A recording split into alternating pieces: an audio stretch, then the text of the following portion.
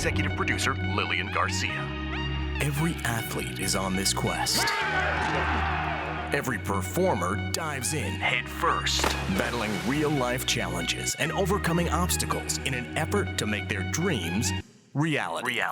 Singer, speaker, and 15-year WWE host Lilian Garcia was the first woman to ever announce WrestleMania and is now the PFL MMA cage announcer. And now she's giving you an all-access pass to the human interest stories of elite athletes, extraordinary entertainers, and wellness experts. Now, let's embark on another fascinating journey of chasing glory with your host, Lilian Garcia.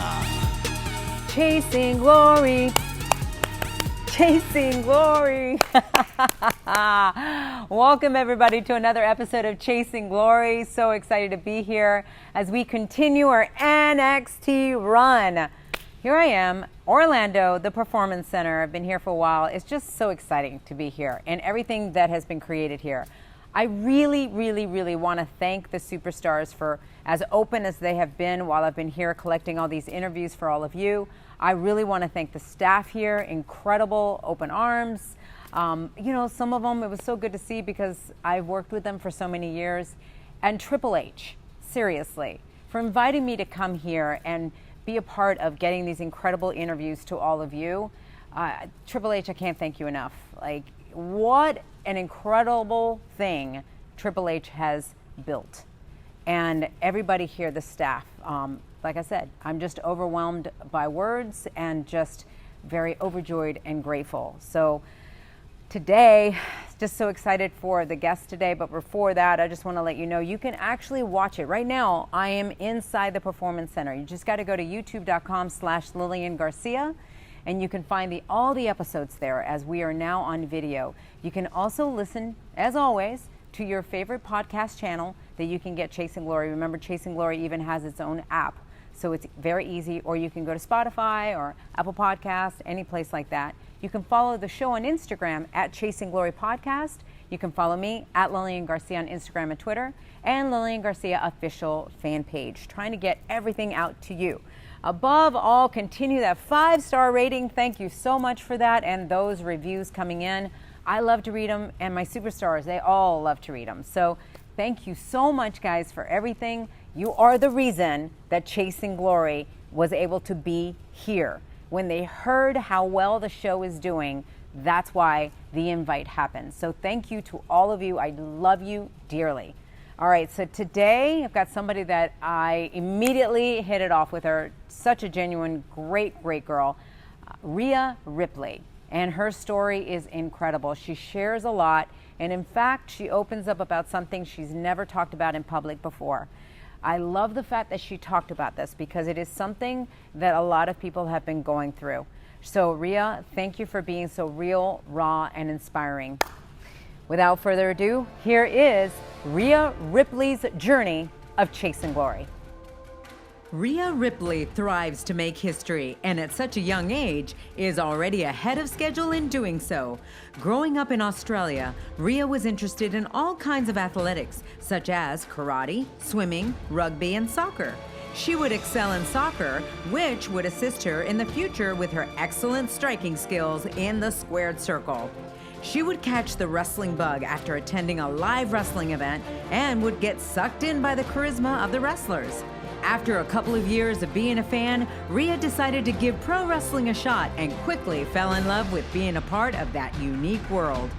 Rhea would begin working for Riot City Wrestling, where she became a 2-time women's champion and continued to make a name for herself on the Australian wrestling scene.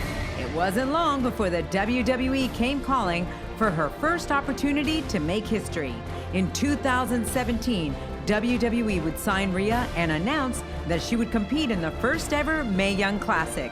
At 20 years old, she was the youngest participant in the tournament, and although she was eliminated in the second round, she impressed officials and would continue to do so at numerous NXT live events. Sporting a new look, Rhea participated in the second Mae Young Classic, where she made it all the way to the semifinals, showcasing her new aggressive and remorseless attitude.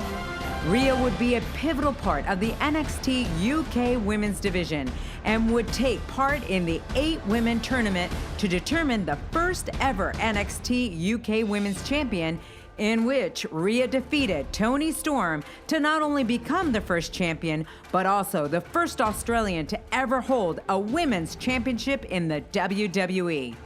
She would also participate in the 2019 Women's Royal Rumble and most recently began competing regularly for NXT and has quickly made a name for herself in the highly coveted women's division.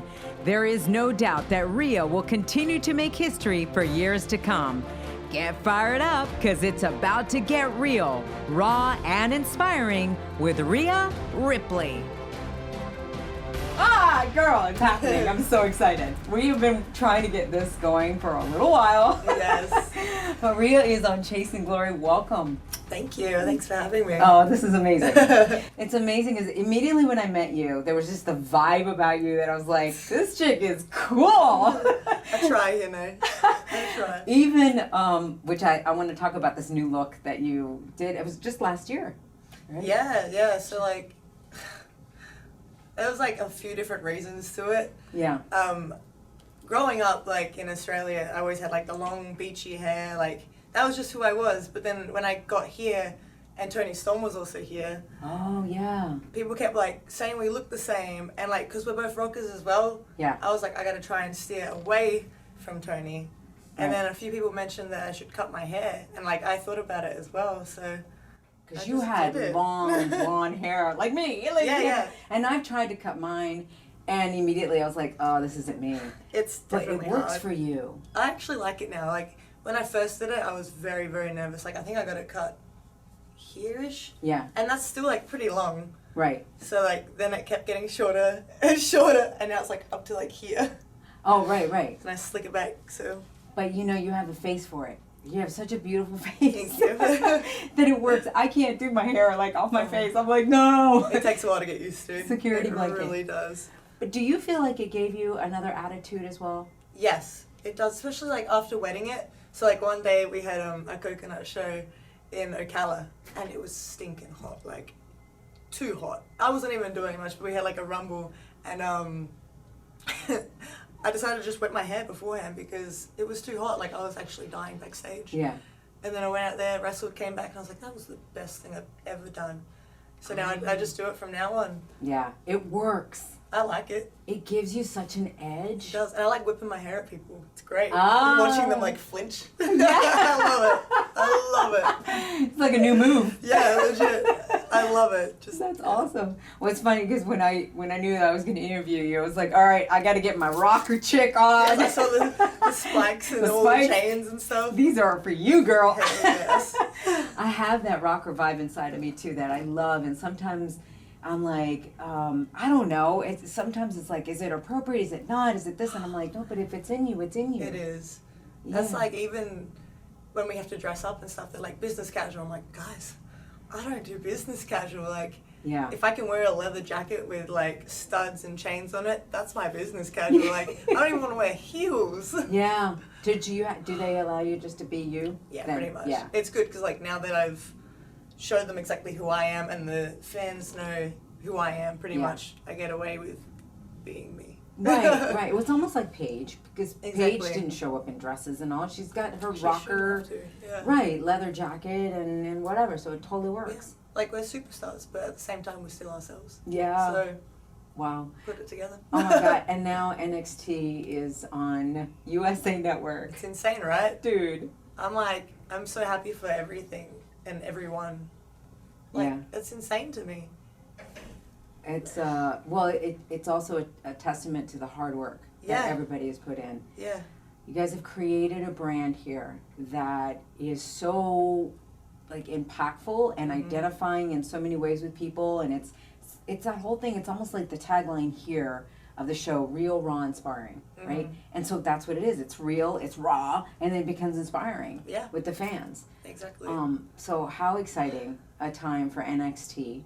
And I knew immediately that I wanted to do some interviews with you guys, and I wanted you, I know that, you and I had been Been trying to do it for a while. but I always say timing is everything. Oh, it and is. now, here we are, Perfect, which is right? great. So Australia, I love Australia. miss Australia. Do you? Yeah, I really do. Australia is so lovely. Like, don't get me wrong, it's nice here too. Yeah. I'm not trying to, say anything, but like I used to live 8 houses from the beach. And it was amazing. Like, as much as a rocker girl that I am, I do love the beach. Yeah. Like, I hated it when I was little. I love And it now that you leave. I'm like, I really want the beach back. I don't want to drive 2 hours to go to a beach. Yeah. Oh, that's true, because now you're in Orlando. Oh, you're living here, right? Yeah, I live in Orlando. People Yeah. think I live in the UK because I'm on NXT UK. But Right. no. So how does that all work? Because you guys just go over there and tape every now and then? Yeah. I go over to the UK once a month for the TV tapings and then come back and do everything here, like the coconut loop, the normal loops, I guess, around America. And now NXT. Yeah. So, I'm busy. Yeah. Oh my God, It's how insane. exciting. How exciting. I'm so excited. So talk to me about Australia. Because, I mean, when I went, I've gone to Sydney, Melbourne, and Brisbane with the show. And then I went on my own because I loved it so much. Where exactly in Australia did you grow up? I grew up in Adelaide, South Australia. Adelaide, okay. So it's like not the most beautiful of places. Well, it's beautiful, but it's like not the most exciting, I guess. That's probably the better word. Yeah. Like Melbourne's got the shops and like all the tourists go to Melbourne and Sydney and stuff. Queensland's got the theme parks and like they're just big and built up. Adelaide's like, it's still beautiful, but it's like more outbackish, I guess, and beachy. And also a lot of people go there to retire. Oh. So it's nice and quiet. Right. But it's not like, you wouldn't go there for a holiday because it's not exciting. You'd go to like theme parks or something. Yeah. But I love Adelaide. I'm a very quiet person. Like, You are. as much as I'm not quiet in the ring. Yeah, I was just going to say that would never put those two together. I'm like, I love my time by myself or with like my partner, Kevin. Like, I'm good with just being by myself, to be honest. Like. So has that always been the case since you were a little girl? Yeah, I mean, like I was always a social person, but at the same time, like, me time is a big thing. Or like me and my partner time. Yeah. Like I like to spend a lot of time with him just because he makes me happy and That's good. I make him happy. So hopefully one day when I retire, I'll go back to Adelaide. And he wants to go to Adelaide too? Yeah. Oh, and we can start a little life there, Oh, that's cool. So talk to me then. How you've got brothers and sisters? I have one sister, yeah. Older, younger? Younger, she's 19. 19. Okay, so ooh. That age, Ah. Oh my God. So is it hard being the older sister, seeing her go through that and you're not there? It is. Like, we still keep in contact over Facebook, but it's not the same. Like, when was it? It was last year, around maybe like a month ago, but like last year. I went home and surprised them because I went home for a funeral, but they didn't think I was going to be there. Oh, okay. So I surprised them. I rocked up at the door, and my mum just like, it's funny because I wear like these Zuba pants that I got from Japan, and as soon as I got out the Uber, she walked past the window and she's like, "They're Demi's pants," and she saw me walk up. Yeah. And she opened the door. She's like, "What are you doing here?" I was like, "Hi, Mom." Oh my God. But so I surprised her, and then she called my sister home, and my sister thought that the dog died because Mum was crying on the phone, and she's like, I can't. You have to come home right now. Like, you just have to come home right now. Oh, so she's freaking out, thinking that one of the dogs died. Yeah. And then she opened the door, and I was like, "Hello," and she was like a koala bear. She jumped on me and she didn't let go. I have like video footage of it on my phone and everything. It was just sweet. Like, it was really nice to see her again. So you guys have always been close? Yeah, we've been very close, but at the same time, you know how sisters are. Yeah. We fight. I have a sister. Everything, yeah. Fight over everything. Like, she does my head in. She really, really does. But I love her. She's Do my you sister. realize sometimes though at like 19, I know that there's things that you've learned. What's the age difference? 3 years. Okay, Yeah. so you've made your own mistakes, right? And now are you seeing her make some mistakes that you're like, "Dang girl, don't do this, don't do that, because I did it"? Yeah, I try. Like, I warn her and all that stuff because she is making a lot of mistakes. Yeah. in my eyes. But like, that's only because I've done those same mistakes, and I try and warn her, but then at the same time I have to remember that I learned from my mistakes, so she has to learn from her mistakes. She can't learn from mine. Yeah. So it's like frustrating in my head. Like I'm trying to look after her and be the like good big sister that I am. Yeah. And I'm also very, very overprotective. Like if someone says or does anything towards her that I don't agree with, I'm like, let's go. And like I'm scary. I can be intimidating, as everyone knows. Yeah, we've seen that. Yeah. So I'm like, don't stuff with my sister, or I'll get you. Like. So I'm wondering where that comes from. Like, where does that toughness come from? I don't know, really. I think if I really had to put something, it'd be like probably the music I listen to.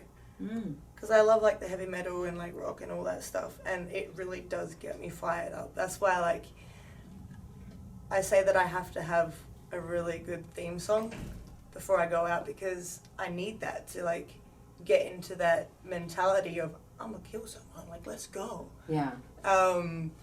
So yeah, the music, I relate to a lot of the music that I listen to, and it does fire me up to the point where like I was in a mosh pit one time, and like I made my sister and our family friend that we were with go to the front, so they were at the barricade, not getting pushed by, well, hopefully not getting pushed by anyone, but they were in like a safe space, so I didn't have to babysit them. And legit, I remember this like it was yesterday. I got hit in the face by this big dude, and like I didn't even flinch, like I didn't care. I had like blood in my teeth. Oh wow. And I look over to my sister and our family friend, and they look at me, and then I just see their faces go. And I smiled, and they were like, oh my God. And I was like, yeah. I just went back in the pit. I was like, let's go. I ended up fighting the same dude, and like we did a wall of death, and as soon as I said go, we ran into each other, and I made sure to be across from this dude that hit me in the face, because I was like, I'm gonna get you back. I'm gonna get you back. And he was like, oh, I have to be against the girl. As soon as we ran, I fly kicked him straight in the face. And like they came up to me afterwards, and they're like, you're hardcore, like you're so sick. I was like, yeah, I am. You're welcome. Oh my God. So when did that happen as far as you getting into heavy metal? It happened like in, I want to say high school. I listened to a lot of pop and stuff as well. Like, don't get me wrong, I love the Black Eyed Peas. Like, I absolutely love the Black Eyed Peas. Grew up on them. But in high school, because it was like a tough time for me, because I never liked school. School was something that I hated. So like that music, really, I related to it a lot. So I listened to it more and more and more. I don't even know how I got into it, to be honest. I don't really remember. I think I might have just listened to a song one day, and I was like, this is cool, and just kept scrolling through YouTube. You know how it goes, like the next thing just pops up. Go down the rabbit hole. Yeah. That happened a lot when I was in high school. I was supposed to be doing homework. I ended up not doing homework at all. Yeah. Why was it so tough for you? What is it you didn't like? I just hated everything. Like, I like learning, don't get me wrong. Like, I love learning, but I'm a very sporty person. And I love art. But as soon as they brought, like, work into those things, I was like, nah, fam, I'm good. Like, I just hated going to school because I felt like I was never accomplishing anything. Like, I don't consider myself the smartest person. That's why I love sport and art, because you don't have to really think too much. Yeah. And then, yeah, I never got like good report cards. I never got good feedback from my teachers and stuff. Yeah, I felt dumb going to school. Like, I felt stupid. Like, I could never do anything. And that was always from like grade, like from earlier? From primary school to high school, yeah. Primary school, I was like the class clown sort of thing as well. Like, I would run amok, and I would always get sent to the principal's office. Like, I'd do the stupidest shit. I really would. And it was just you me retaliating.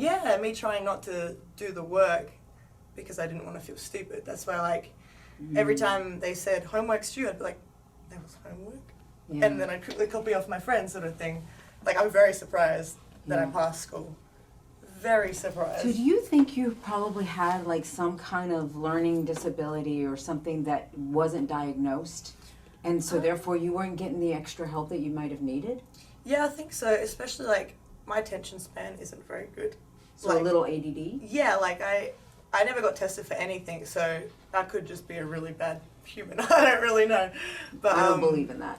I don't believe in that. I literally believe there's something that isn't diagnosed Yeah. And therefore it becomes a whole lot harder, and because you said it, you didn't want to feel stupid, Yeah. so therefore you're retaliating. But all Yeah. this time, if somebody would have picked up that maybe it's just taking you a little longer than others, and there's nothing wrong with that. Yeah.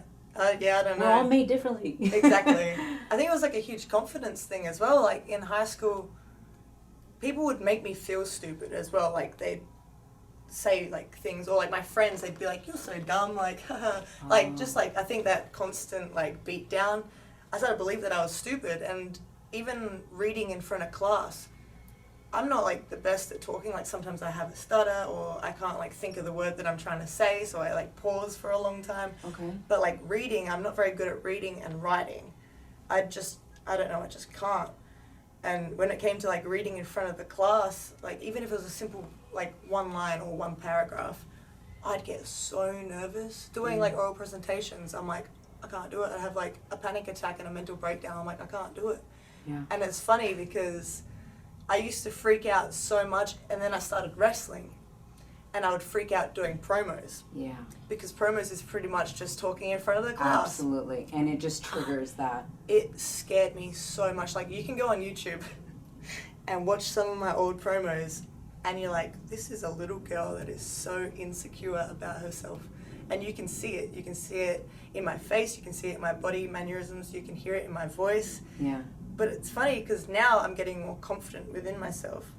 So my promos are getting better. Yeah. I still have to try and write them myself. Like if they'll give me a script, I got to change like a few words. To make it you. Yeah, to make it me. And like also, I'm not good with big words. Mm-hmm. Like I just can't say them sometimes. Like I did a promo, I've done a few promos on NXT UK, and I've pretty much just been me and said what I think, and like I'll say the same word over and over again because I can put my character into it and my accent into it, and that's all that people really think about. They don't really think about what I'm saying. Right. So like I got fans that come up to me sometimes and they're just like, mate, and I'm like, that's what I say. I say mate. I'm Australian. I'm gonna say mate 3 times, and then hopefully think of what the hell I'm gonna say next. Wow, though, but to know where this is all coming from is so amazing because, like I said, there's so many people that struggle with this. You've identified why you're scared of promos. What's making you feel more confident, though? How are you turning that around? I think just like being more myself sort of thing, and like I've had a lot of help at the Performance Center. Being in Scotty's class actually really helped me a lot with my confidence, because like before that I wasn't me. Like I was scared, timid, everything. I didn't want, like I hate failing. It's one thing that I absolutely hate, and it's, where am I going with this? What does failing represent to you? It represents that I'm not good enough, I guess. And I don't like failing because it just makes me feel really like shitty. You know, like I just start beating myself up. But in Scotty's class, every time I failed, he would remind me that I'm here for a reason. And then he'd help me figure out why I failed, and then I could not fail at that again, sort of thing. So like, he really helped bring the confidence out of me. He'd make me do like a lot of drills where I had to be in character, which my character's me, just revved up at a concert sort of thing. Right, and isn't that what Dusty Rhodes always said? Yeah. Take who you are and then rev it up. Yeah, times it by 100. Yeah. And that's what I ended up doing, and he really helped bring that out in me. So like, I could thank Scotty Too Hottie a million times. He's like my favorite. He's awesome. Yeah, I love him. I love him so much. But yeah, it's so funny because when I got here, he was one of the first that I saw, and immediately we were like, yay! Because I worked with him for so many years. He's just such a gem, and I'm just so happy that he's here doing me too. this. Like, if he wasn't here, there'd be no Rhea Ripley. Like, did you have any teachers like him growing up that helped you? I had one in primary school, but like, he still didn't even help me to the like the same as Scotty has. He was just like, I had this teacher in primary school called Mr. Lawless, and he was hilarious. Like, he made everyone feel so comfortable in the classroom. He would like, if people were like scared about something, or they just didn't feel comfortable, or there was a new kid in class, he'd get up on the table and start dancing. Oh, really? He'd embarrass himself so the other person would feel better about themselves. I love that. And I'm like, that's one thing that I love. And like Scotty, I can see Scotty doing the same thing. Yeah.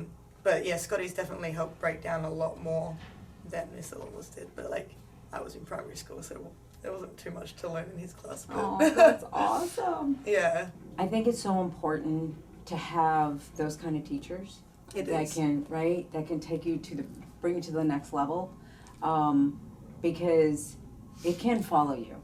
But I've seen, you sharing this. Do you feel like things have definitely followed you even from what happened early on?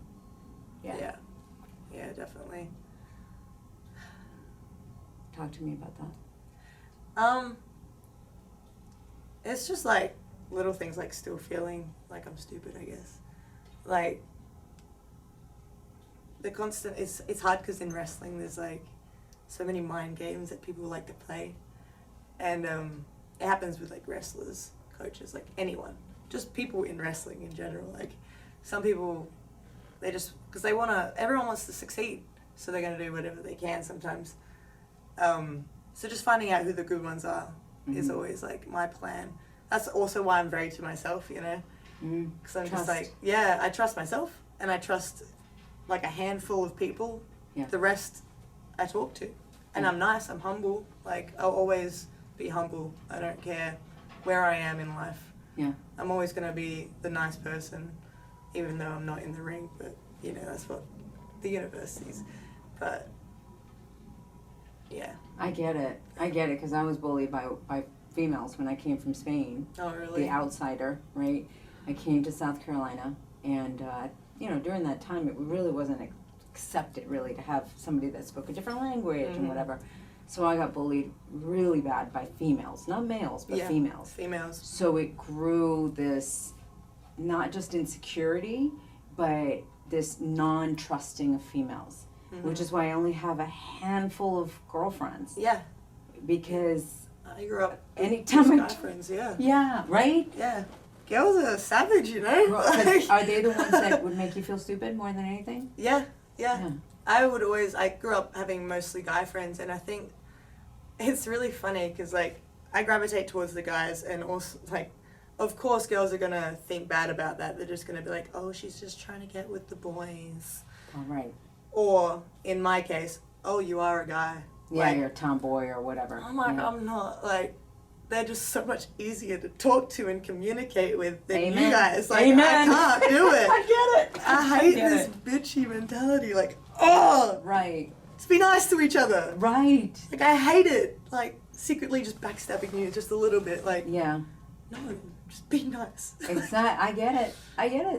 Even the other day, I was planning with new girls. I was planning something to go out with them. Yeah. And sure enough, one by one, they all each canceled twice. And I'm like, really? No one's got any respect for anybody's time, right? Yeah. So I said, this is why I don't like to try to get new girlfriends. Yeah. Because it's so hard. It's like work, and I don't want to do work. Exactly. Not for going out, not for a friendship. No. Right? Like, I'm fine by myself. Yeah. But I will tell you, leaving the company now, some of the core friends that I even do have are from here. They're from here, yeah. I've got a lot of friends here, like Rhea Gonzalez for one. I can trust her with anything. I love rooming with the girl. I love training with the girl. Like, I love everything about her. She's probably my best friend here, to be honest. Like, she's great. And that's important to have. Yeah. I've got nothing bad to say about Rhea Gonzalez. Yeah. At all. That's awesome. And that's why she's my tag partner.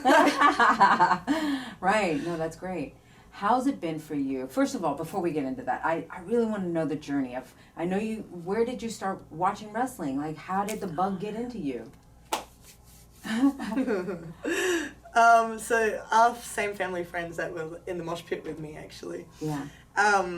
They watched wrestling before me because it was very hard to watch wrestling in Australia unless you had Foxtel. Right. Or unless, like, you recorded it on the weekends, which is, like, I was doing sports, so I didn't really have time to watch wrestling. Yeah. But yeah, they introduced it to me by actually showing me a video of Triple H and Ric Flair and Triple H shoved a screwdriver in Ric Flair's head, and Oh, he was man. like bleeding everywhere. Right. And I was like, this is so cool. There's your medal. I was like, blood. this is so cool. Oh, it got me so amped and just hyped. I was like, I need to watch this now. Like, Yeah. I want to do this. My mum was just like, nah. Really? You're not doing it. And I was like, yeah, I am. And it's kind of like, now that she said no, it made you want it even more, didn't it? Yeah, every single time people say that I can't do something, I prove them wrong. Somehow, like, I'm just going to go to a quick story. Yeah. But we went camping this one time, and we went to this lolly shop. And next to the lolly shop was What's a lolly shop? like a candy store. Okay. Yeah, Okay. sorry. That's okay. I'm like, what do you call it here? Yeah. Lollipop shop. No, Yeah, no, yeah. yeah. Next door to that, or like a little bit away from it, was like this weird junkyard with like old trains that were rusty, and there was like all these pipes and like just random shit everywhere, pretty Yeah. much. And it was stinking hot. It was like 40 degrees, something like that. And all us kids were like playing in the junk, which probably wasn't the safest now that I think about it, being in Australia, having snakes and all that. Yeah. Probably wasn't the best idea, but you know, we're kids. Right. And there was this massive like pipe, like it was huge. I reckon it was to the top of this sign. Wow.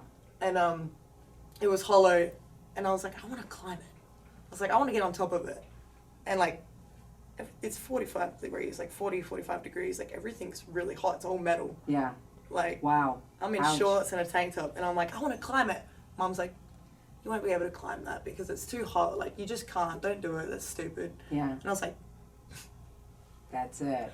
I'm gonna climb it. Like, Yeah. I'm gonna get on top of it. And I ended up like burning the hell out of my knees and my hands. But I somehow jumped and like grabbed it, did like a pull up, a weird kick on the side of it, and like Yeah. kneed and like scraped my knees and stuff. But I got on top of it, and Mum was just like, "What are you doing?" Yeah, yeah. Like she was like half impressed, but then also just like, why? Like, what was the point of that? Yeah. I was like, told you I could do it. And then I ended up helping everyone else up. Wow. That's awesome. But yeah, it was just, God, that's crazy that you still remember that too. Yeah, Like, it's- it left an impact on you. yeah, I remember silly little things about my past that probably shouldn't remember. But that's definitely like, I just hate when people say that I can't do it. 'cause Did I'm somebody proven tell you wrong. you couldn't do something early on? Yeah, people said I couldn't wrestle. Like, so many people said I couldn't wrestle. It was like, What how old were you when this was, when you started saying, I want to be a wrestler, and they said no? I think it was like, maybe, I'm going to say, you guys do grades, don't you? We say year. Or age. Just tell me how old you were. I'm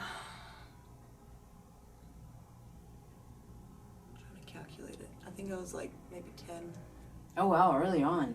So you, at 10 years old, said, I'm going to be a wrestler. Yeah, because I saw that video. At 10? Yeah, it was something, Wow. I think it was around then. It was like primary school Yeah. sometime. But yeah, everyone's just like, you like wrestling? That's silly. It's fake. You can't do that. And I'm like, watch me. Like, but yeah, there was so many people that said that I couldn't wrestle. And like even family members, they were like, why would you want to do that? That's silly. You'll never make it to WWE. I'm like, where am I now? Wow. Like, Yes. please tell me I can't do something. Wow. So that got instilled in you at 10 years old. So tell me Yeah. the journey between 10 and then getting into the WWE. So I played soccer for like 9 years, and I was always, like, I've always been a really dedicated person to what I'm doing. Maybe not school, but whatever sport I was doing. Well, because you were good in school, but you weren't, I mean, you were not good in school, Yeah. but you're good at sports. That's Yeah, why. and I really wanted to do something with sports. Like, before I found wrestling, I wanted to be a professional soccer player. Mm-hmm. That's just what I wanted to do. So I played soccer for like 9 years. I did every other sport as well that you could ever think of. Now, Like, what's wet ball? I read something about wet ball. what ball? That's what it says. Is that not a sport you did? No, I didn't do that one. Okay. I don't know about that one. Okay. But, Is it swimming? Are you in swimming? I did swimming for a little bit. I did karate. I did netball. I did rugby. Or maybe it was netball, and I Netball. thought it was wet ball. Okay, what's netball? Is that like Netball, volleyball? it's sort of like, I want to say more like basketball. Oh, okay. Instead of being able to dribble a ball, where you catch it, the first foot that you stand on, when you catch it, you can't move. Oh. So you can't pick that foot up and move. Interesting. Like, you can't step on that foot again, so you have to like pivot around in a circle. or you have to like take a step with your other foot and then you can lift this one up, but then you have to balance. You can't put it back down. Whoa. And there's like certain bits in the court that you can't go past. Like you can't go past some lines if you're a certain like like if you're center, you can go everywhere except for the center circle for the to get the goal. I think it is. I haven't played in a long time. Okay. Yeah, you can't shoot, Interesting. so in the circle and like wing attack, wing defense, like it's a complicated game. A lot of people ask me about it. But yeah, I did like everything, and I wanted to be a professional soccer player, like so badly that there was one year I got chosen by my teammates to be captain for the team. So I was captain, and my coach would like make me take the warm-up drills sometimes every now and then because I'd been training for a while. And I didn't miss a single soccer training that whole year. Wow. Like we trained 2 or 3 times a night from memory. It was 3. And then we had a game on the weekend. So I think it was under 15s. Under 15s I was captain. I'd take the warm-up. I didn't miss a training session. And then on the weekends, I'd have my under 15s game to play. Sometimes I'd play for under 17s straight after, and then sometimes I'd play reserves straight after that. So I'd have 3 games of soccer and I wouldn't get subbed at all. Whoa. So The training though, that like dude, I used to be like really cardio. Yeah, fit. I was just gonna I can't say. do that no more. I'm too heavy these days. Man, but Wow. it was insane. So like once I put my like head down and start working, I'm very dedicated to what I want to do. Yeah. That being said, we had a really crappy year of soccer one time and we lost every game, and I was like, it's time to start wrestling That was it. because I don't like losing and I don't like feeling like a failure, so I'm like, gotta try something else. Yeah. So then I started wrestling. I was watching it more and more. Right. And then when I turned 16, I could have started at 15, but I had already bought a pair of soccer boots. So Mum's like, no, you have to wear these and play one more game. They're not cheap. Money doesn't go on trees, like all that stuff that mums say.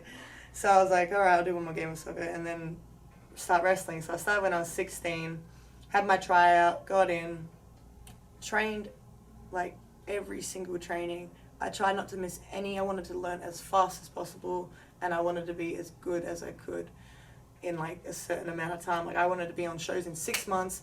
I wanted to have the championship in like a year, like all of that stuff. Yeah. I had it all planned out. I had like gear drawings that I did when I was little, which now that I look back on them, I'm like, I'd never wear that in a million years. But they worked then. that was little me, so. Yeah.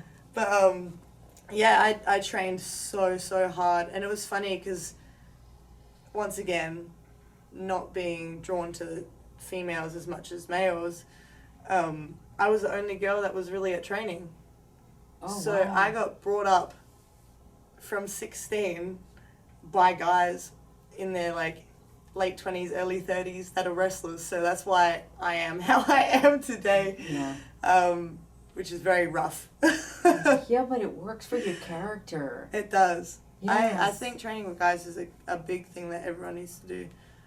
As much as training with girls is good and beneficial because like we work with each other. Right. There's no intergender Yeah. in WWE, so like we have to all get along and know each other's stuff. I still think training with guys is like so beneficial, Yeah. and it made me excel in the way that I did. Wow. So you did independent shows for a while? Yeah, I did independent shows for how old was I when I came here? So 4 years, yeah. So I started when I was 16. Took me 6 months like I wanted it to. Then I was on a show. 6 months before your first live show? Yep. Wow. I was a little baby. Wow. Came Remember back. that moment? Oh, it was intense. It was like in a footy club, which is like a football club. Okay. And yeah, just rowdy people behind like a table that was set up as a barricade. They're all just like rowdy on one side, and it was like I had no idea what I was doing.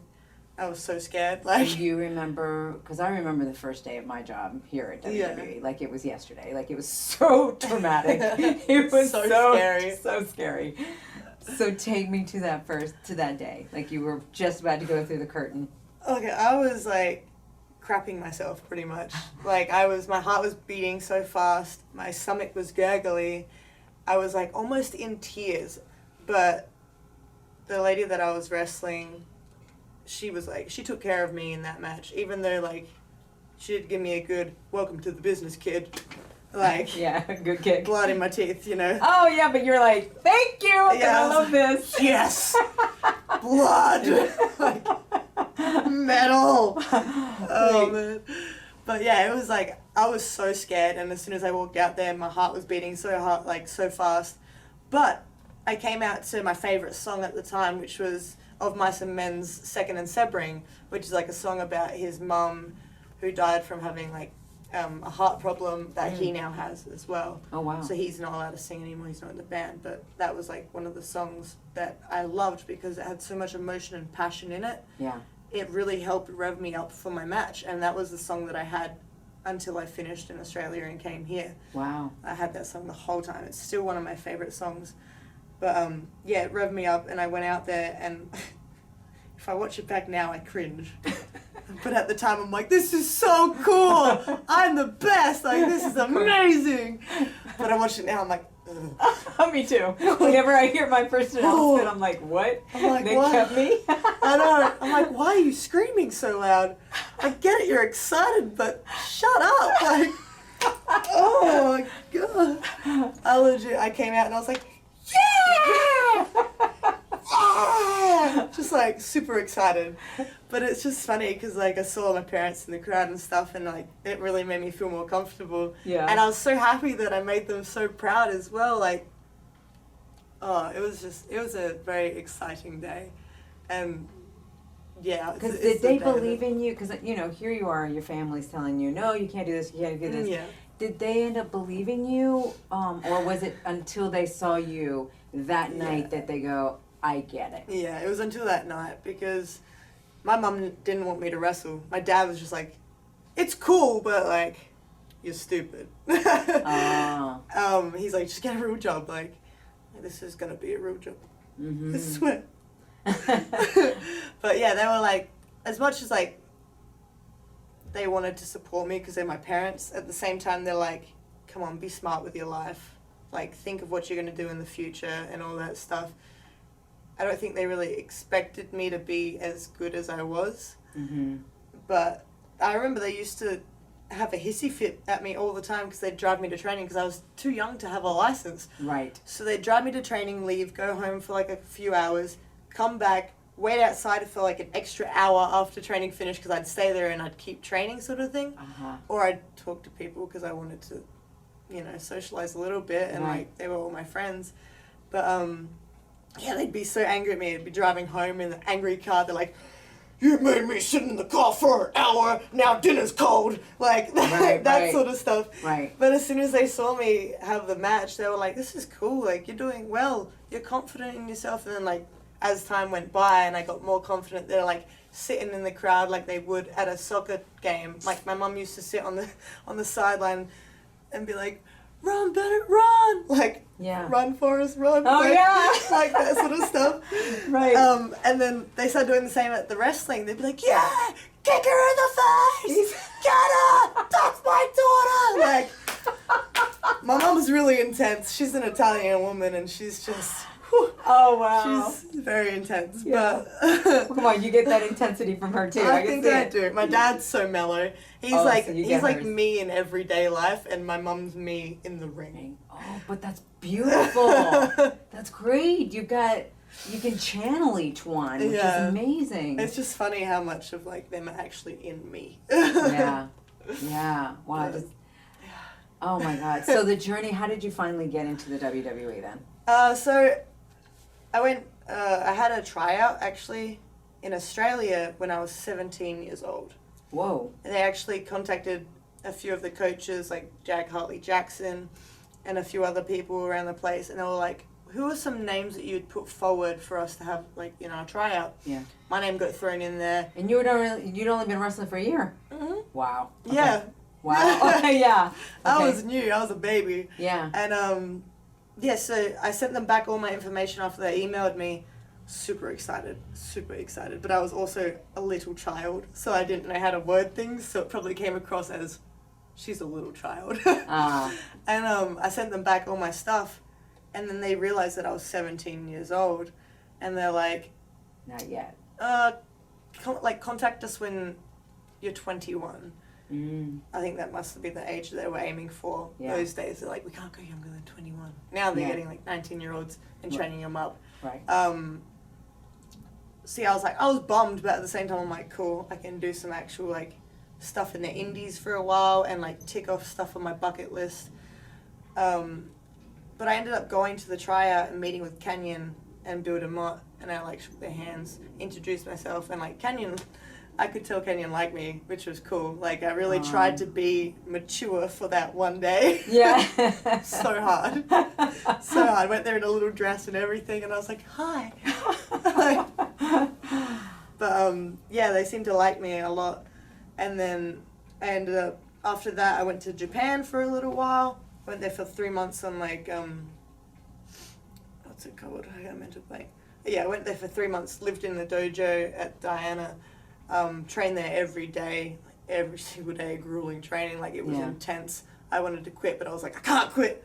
Like this is what I want to do. Right. I don't like quitting. I hate failing at things. So like, and it's funny because I feel like I really found myself in Japan, and that made me more of who I am today as well, because it was like very hard hitting, that sort of style, and I love that style. And it also like, it taught me how to take a hit, which was nice. Yeah. Like I thought I was good at taking a hit before from being in mosh pits, but after that I was like, all right, I can pretty much do anything. Yeah. I love the fact that you say I thought I could take a hit from a mosh pit. Yeah. That's crazy. I thought you were going to say from wrestling here in the U.S. No, from the mosh pit. From the mosh pit, yeah. It can get dangerous. Oh, they can. get People start dangerous. swinging like limbs around. I'm like, yeah. trying to dodge. Yeah. Like, You know, are you seeing though the pattern, like what a blessing and a silver lining it was that people called you stupid because it fired you up to say, okay, you're going to call me this and you're going to tell me I can't do this. Well, here I'm going to prove you wrong, which means you're going to work harder at it. yeah.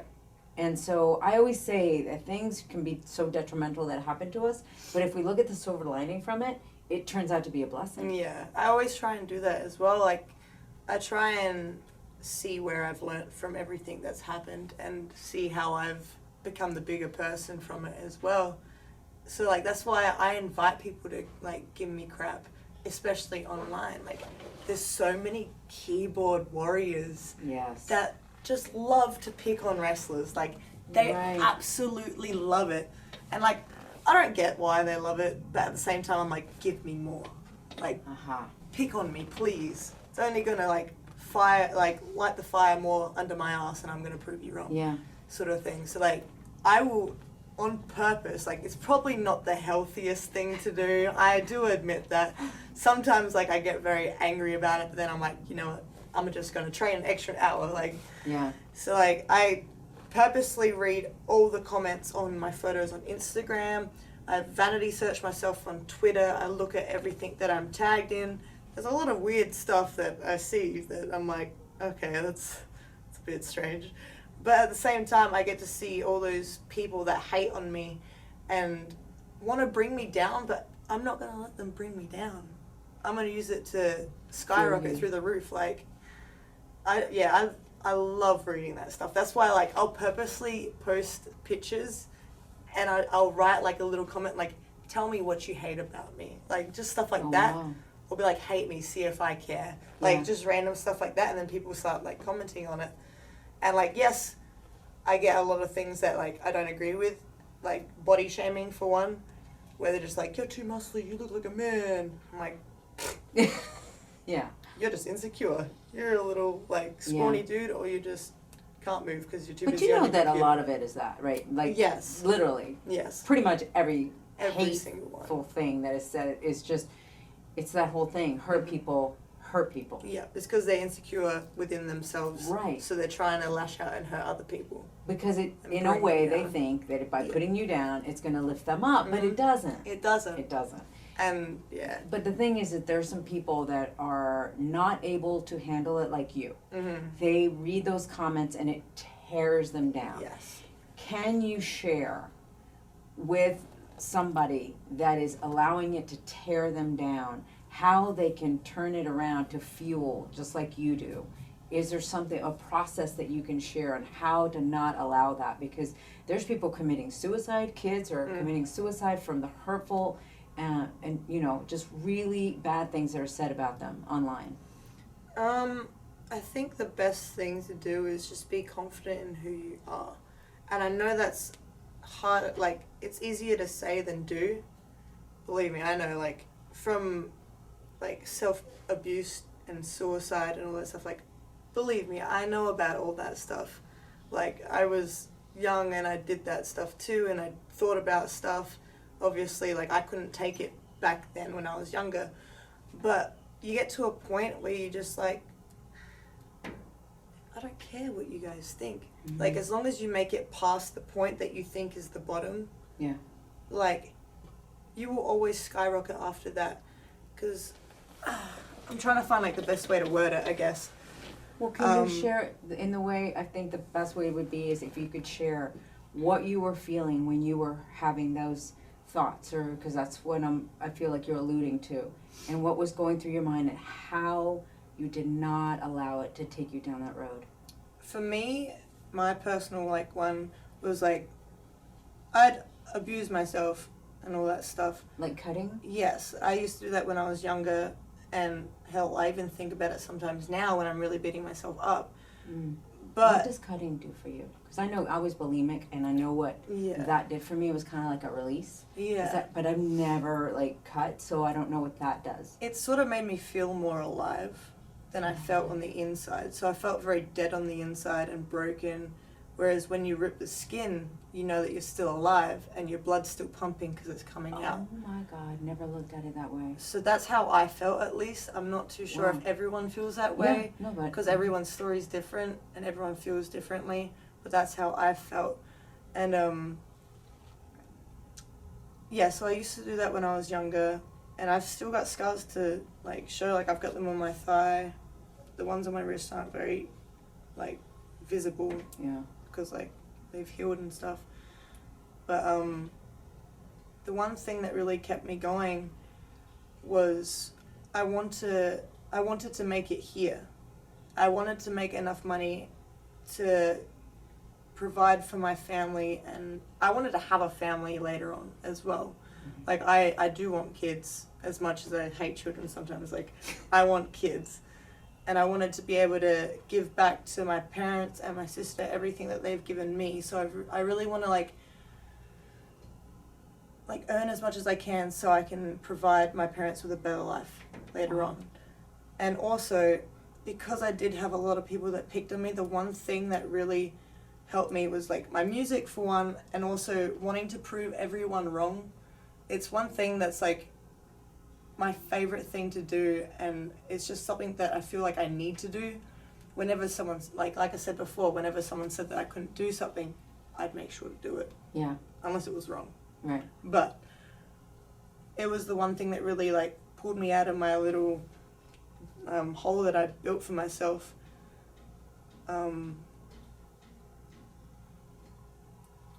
Yeah, it was just every time, like, I'd do it, I'd regret it afterwards, after a while. Like, I'd regret it straight away.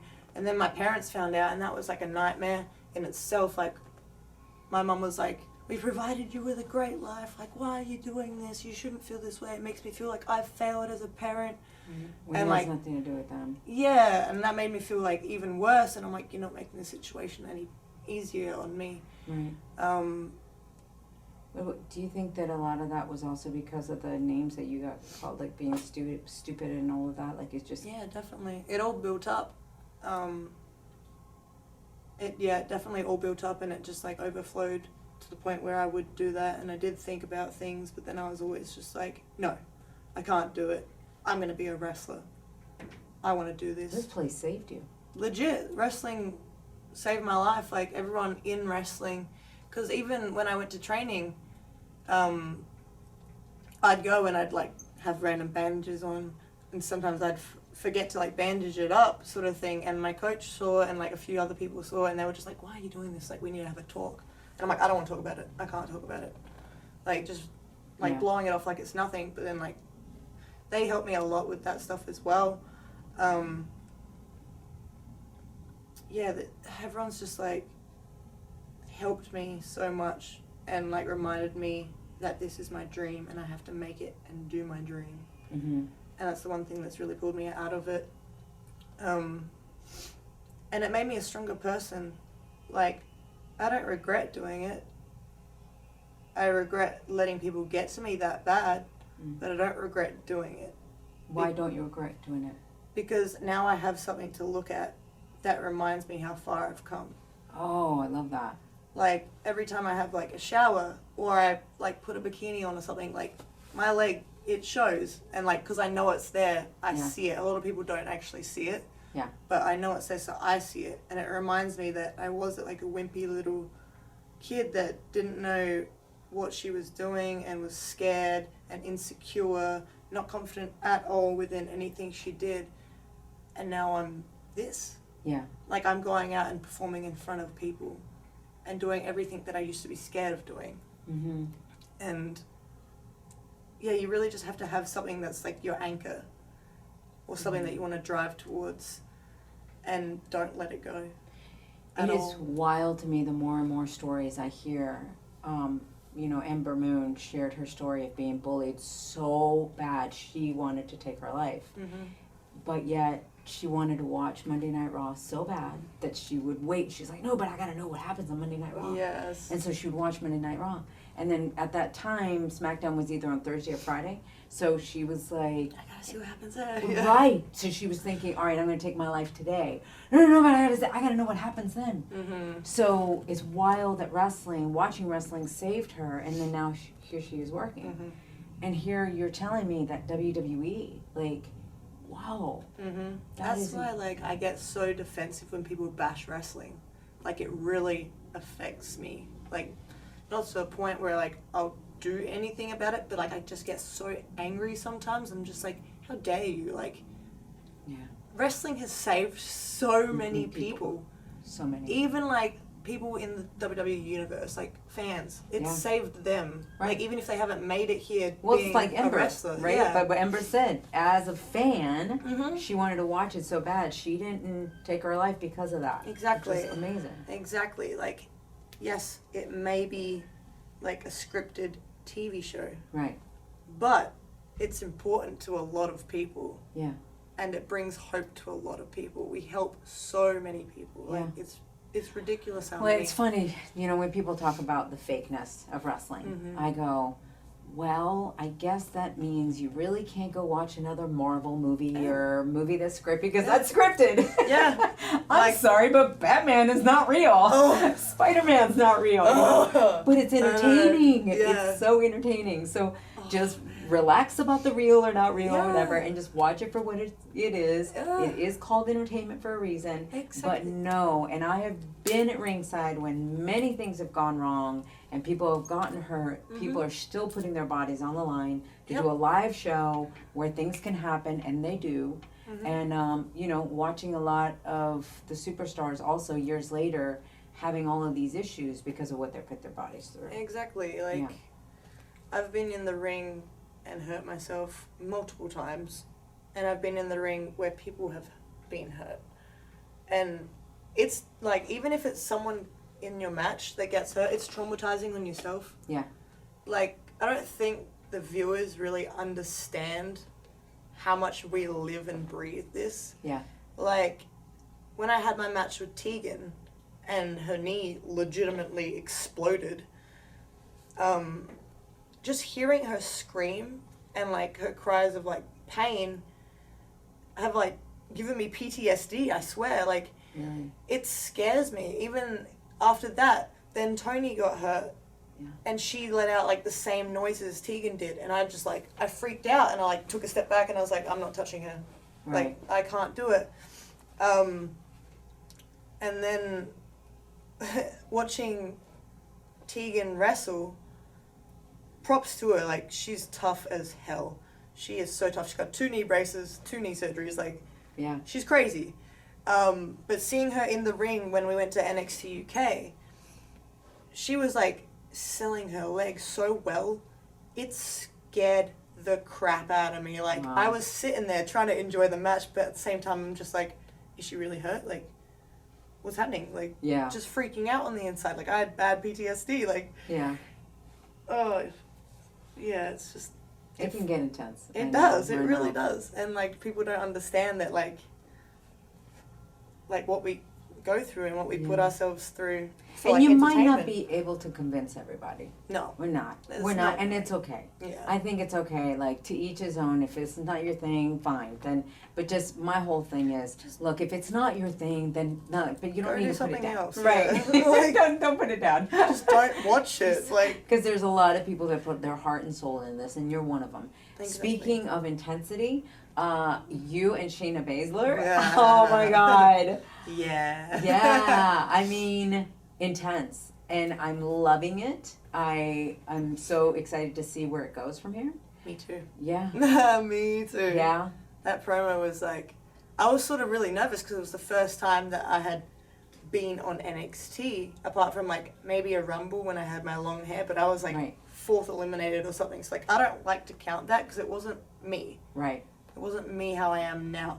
And yeah, it was the first time I ever had been on NXT, and like my heart was going so fast. I was like, I just gotta say it how I like want to. I need to like put as much emotion into it as I can.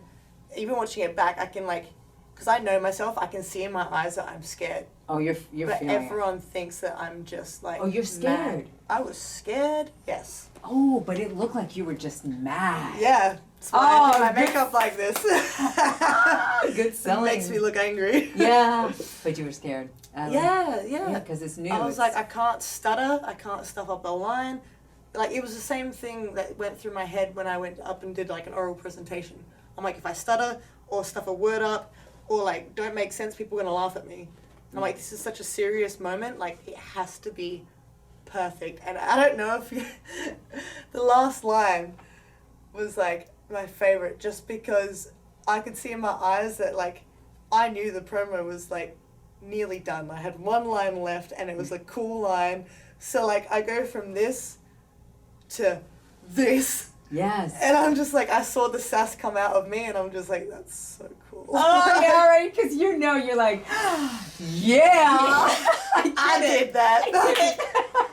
It's not even the, this is more like, I did it. I did it. pretty Oh my much. God. Pretty much. I love it. Oh my God. Well, I'm so excited for your journey, girl. I'm telling you, I feel like big things are on the horizon for you. They are. So. But it's your hard work. It's your dedication. It's your hard work.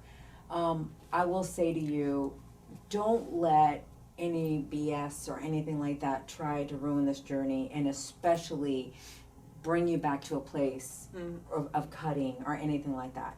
It's not worth it. Yeah, no, it's Okay? Nothing is that big. I know sometimes we make things so big in our minds. It's the end all be all. And I know that you have also put this place as your thing that has saved you, but also don't let this be the thing that defines you. You are Demi. Like, you're the badass Demi girl who has found herself, but now you can inspire and help so many people out there, and so many little girls that have been called stupid, so many little girls that have been picked on and, you know, and don't have a voice, and you can help them find a voice by what you do. Yeah. So it's important, not just wrestling, but what you do here. Also, just being you. Yeah. So enjoy the ride. Enjoy the ride, the ups and the downs and the whatever, and just know that the downs are, look, you use the downs to fuel you. Exactly. Right? So do the same thing. Yeah. As we wrap this up, I could talk to you for hours. I know, Unfortunately, we have a schedule and you got to get back. But has your chase for glory, like you being that little girl, has it looked the way you thought it was going to look? Pretty similar. I mean, it's definitely been a lot harder than I expected it to be. Yeah. But it's pretty much been exactly what I thought it would be at the same time. Like, I'll work hard no matter what because I love this. Yeah. I love what I do, and I will put up with whatever they throw at me, even if it does bring me down for a day or make me angry. I will always try my best to work through it. And, man, I'm just still waiting for WrestleMania. That's my goal. Like, I don't really have many goals because I just want to see how far I can get. But to be on WrestleMania, that's like bucket list. Yeah. Wow, I see it happening. I see it happening. I want to be at ringside. Yes. That would be amazing. And Yes. it's so special, especially hearing your story now. Like, it makes me want to cheer for you even more, because now I know like what this place means to you. I see that girl that has, you know, already evolved. That's amazing. So good luck to you. Thank you. All right. Oh, thank you so much. No, That was so thank great. you. Actually, real quick, tell us how do we find you on social media? That Social place that you media. love so much. Please tweet me. I love it. I am at Rhea Ripley _WWE on Instagram and Twitter to make it easy. To make it easy. Yes. I love it. Okay. Well, thank you for sharing your story. You've No been worries. amazing. I love it. I love it. Thank All you. right. Chasing Glory with Lilian Garcia. All right, there you have it. Rhea Ripley. What a badass. I know that she shared a lot of things here that she even said that she's never talked about before, but Rhea, thank you. Because right now you're helping somebody out there that is struggling. So really appreciate how open you are, because that way people don't feel alone. You guys, you know that we're in this life together. We can help each other out. So if you know somebody out there that is struggling through this issue, please go ahead and send them a link to the show. And that way they can get the help that they need. All right, I want to thank everybody here at the Performance Center. Incredible journey for myself. This is part of my own Chasing Glory, right? And you guys are a big part of that, because you are the reason I'm here. So thank you to Triple H for the invite, and thank you for all the staff for opening the doors and just being so gracious with me, and above all, the superstars as well for sharing their incredible stories. My gosh, everyone's chase for glory is so different, but so incredible, highs and the lows, but you know, it's part of life. All right, so make sure that you share this with your friends and you watch this on YouTube right now. I'm inside the Performance Center. You can see it, youtube.com/Lilian Garcia. You can follow the show at Chasing Glory Podcast on Instagram, at Lilian Garcia on Instagram and Twitter, and Lilian Garcia official fan page on Facebook. Until next week, much peace, love, and passion to all of you. And remember to always be yourself and trust that it's enough. Mwah. See ya. NXT. NXT. Thanks for joining us here on Chasing Glory from executive producer Lilian Garcia. Don't forget to share this episode with your friends, and be sure to subscribe at Apple Podcasts or wherever you get your favorite shows.